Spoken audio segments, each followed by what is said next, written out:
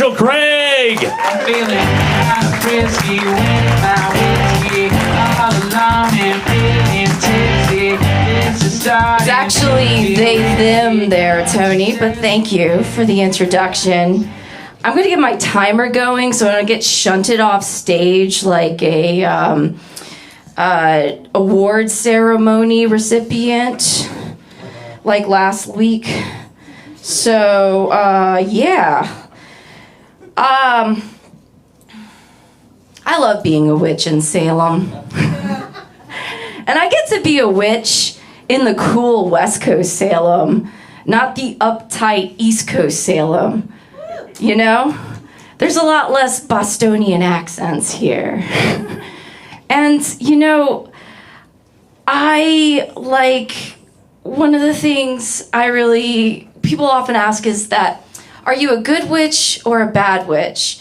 And which do I always respond, you know, fuck around and find out.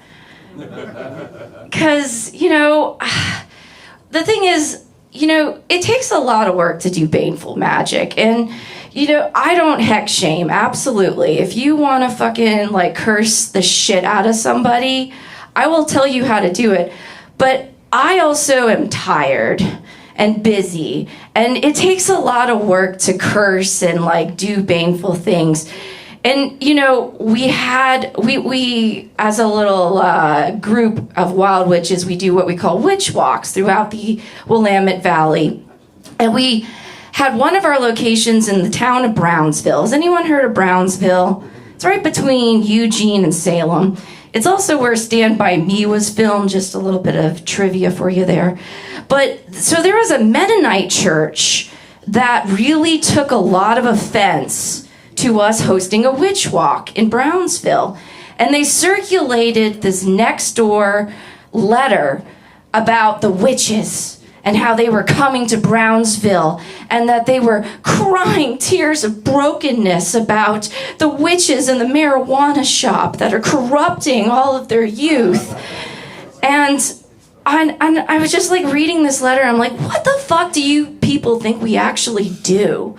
Like, do you think we're, like, sacrificing animals and drinking blood and, like, conjuring demons in a public park?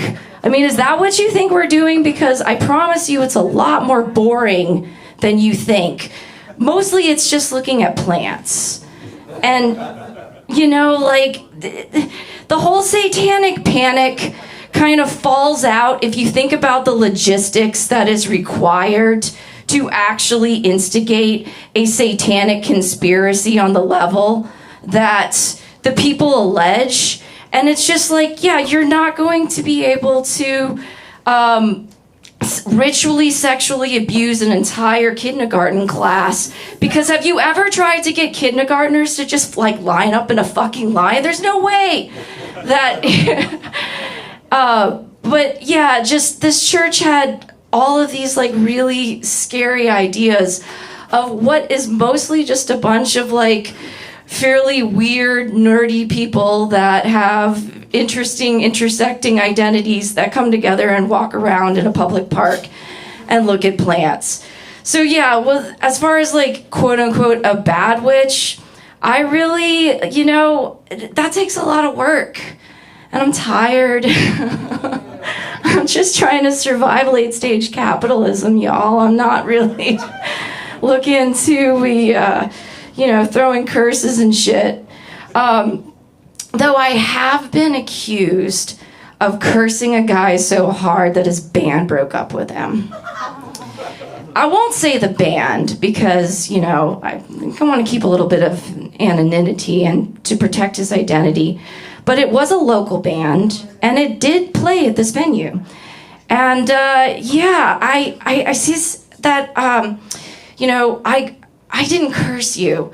I just put your guitar pick on my Hecate altar on the Virgo full moon because you broke my fucking heart. The rest was karma, motherfucker.